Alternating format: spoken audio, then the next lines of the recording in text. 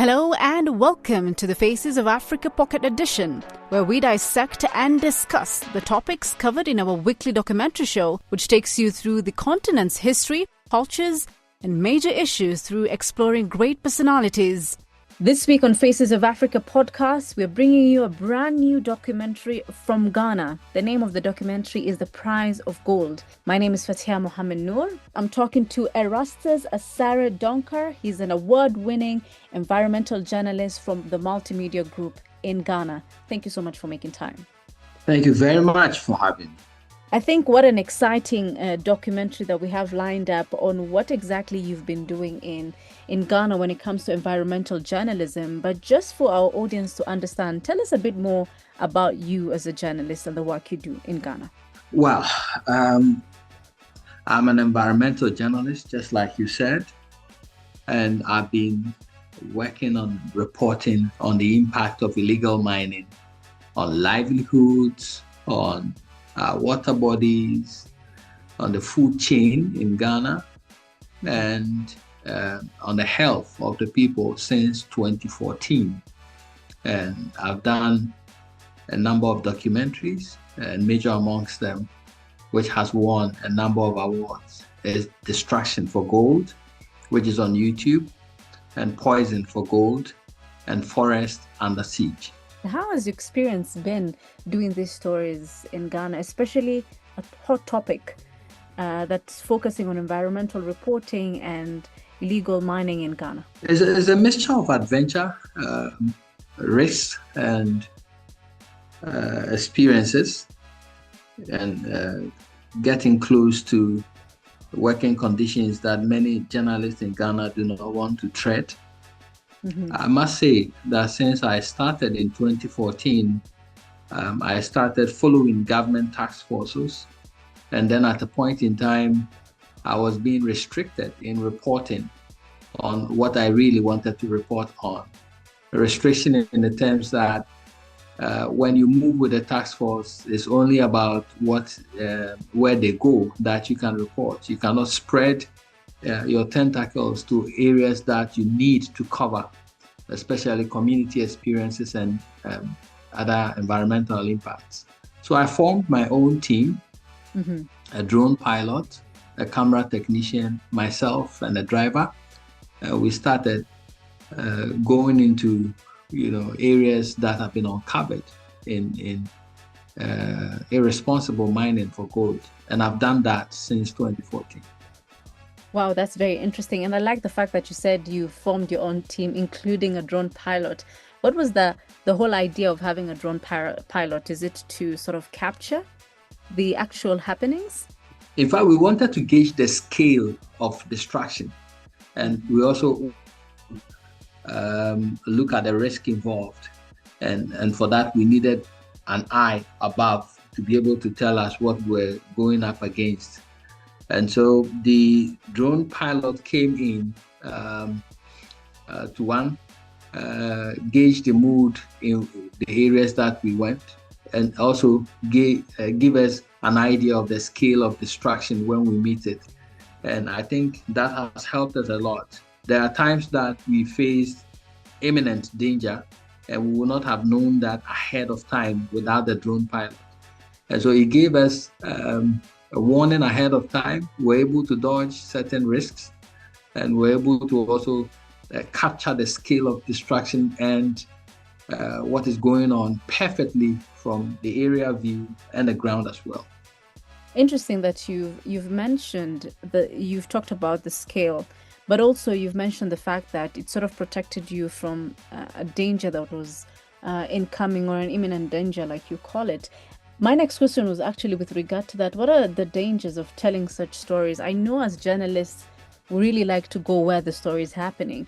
But for you, what are the specific dangers that you have faced doing these stories? This is a multi-billion-dollar industry, which is illegal. Mm-hmm. We have the industrial mining, registered mining, which is fairly controlled.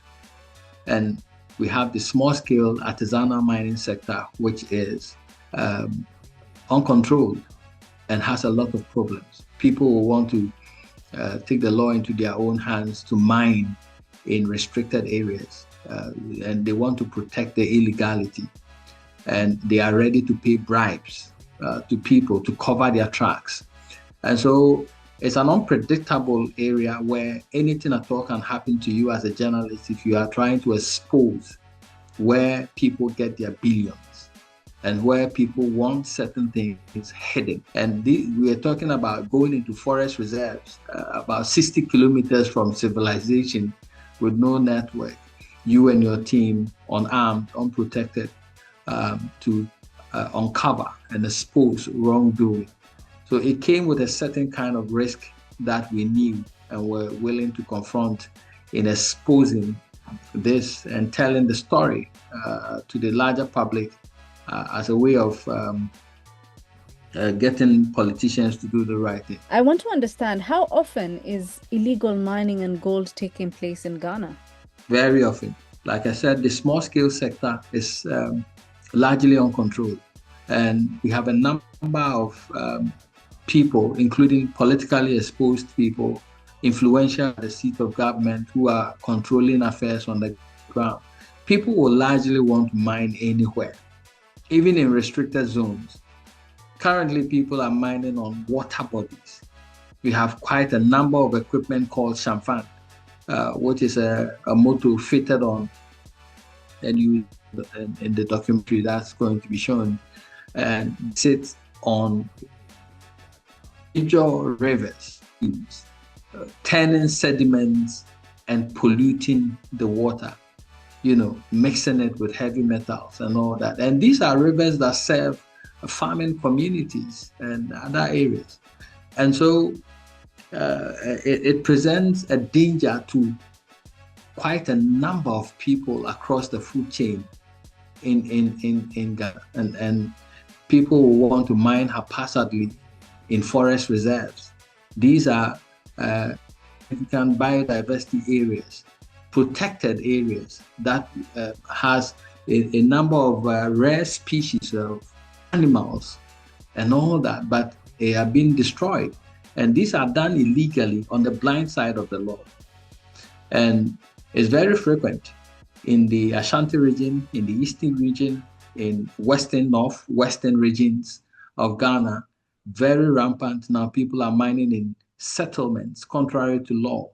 People are mining beneath homes. And we have killed a number of people in Ghana because of illegal mining. The craze is unending. And it's because we have the people who are supposed to stop this, some of them actively involved in the illegality. And so it's like people are chasing their tails when the solution. Could you tell me, in terms of statistics or numbers or data, how illegal mining has affected the community there in Ghana?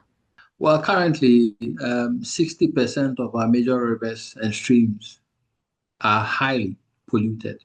In fact, when you look at the current data from the Ghana Water Resources Commission, and you see the turbidity values, we are talking about a turbidity, or to get the extent to which water has been polluted, running into the thousands. For example, if I should give you the figure for the Ankobra River, a major river in Ghana, it's been polluted so high, turbidity is around 21,000 NTU. And the accepted value, according to the World Health Organization, is 5 for drinking water. Subtract that from 21,000, and you get the extent to which that river has been polluted. The PRA is running around 22,000 NTU. If you look at the forest reserves that have been attacked, we have about over 288 forest reserves. Many of them are protected. But if you look at the latest data from the Forestry Commission, 44 out of this number of forest reserves have been invaded by illegal mining. I just want to say thank you very much for your time. Thank you so much. It's great talking to you. Remember, this documentary is airing on CGTN on Sunday at 12:30 East African time. This podcast is also uploaded on our CGTN Africa YouTube channel and Faces of Africa YouTube channel. See you next time.